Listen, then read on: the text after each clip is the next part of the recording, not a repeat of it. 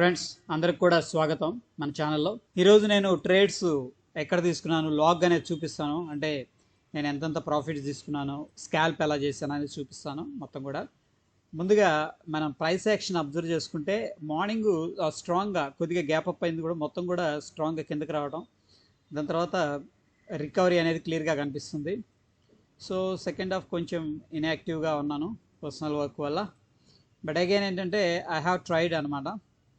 Okay, so option chain మనం చూసుకున్నట్టయితే ఓవరాల్గా పుట్ సైడ్ అయితే చాలా అగ్రెసివ్గా రైటింగ్ అనేది జరిగింది. అఫ్ కోర్స్ ఓవరాల్గా మనం ఓటీఎమ్స్ కూడా out of the money options కూడా కన్సిడర్ చేసుకుంటే మనకు ఓవరాల్గా ఏంటంటే కాల్స్ అనేది రైటింగ్ జరిగింది. బట్ ఏంటంటే ఇక్కడ సిగ్నిఫికెంట్ రైటింగ్ అనేది సెకండ్ హాఫ్లో మనకు కనిపించింది ఫ్రెండ్స్.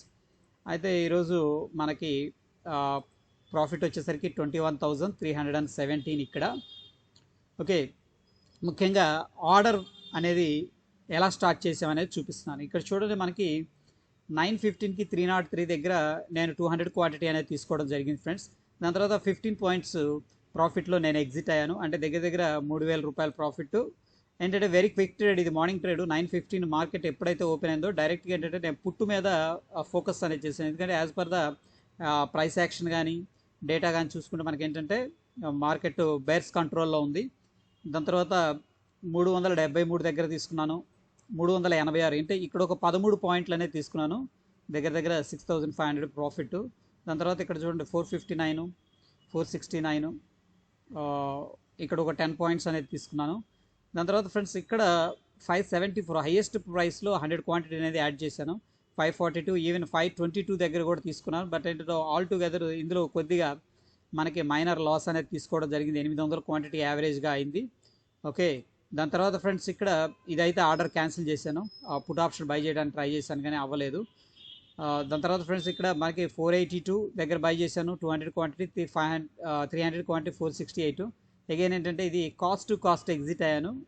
దాని తర్వాత 395 దగ్గర 200, 384 దగ్గర 200, అంటే మొత్తం కూడా 400 క్వాంటిటీ తీసుకొని 414 దగ్గర ఇది మంచి రివార్డ్, ఆల్మోస్ట్ 20 పాయింట్స్ క్యాప్చర్ చేశాను ఇక్కడ మంచి ట్రేడ్ అని చెప్పొచ్చు. దాని తర్వాత ఫ్రెండ్స్ సెకండ్ హాఫ్లో 250 ట్రై చేశాను కానీ బట్ ఏంటంటే రైట్ టైమింగ్ అనేది లేదు. 1245 అండ్ ఈవెన్ 241, 242 ఈ రెండు కూడా ఏంటంటే మనకి నో లాస్ నో ప్రాఫిట్. ఓవరాల్గా మనం చూసుకున్నట్టయితే ఇక్కడ 21,317 మనకి ప్రాఫిట్ అనేది రావటం జరిగింది.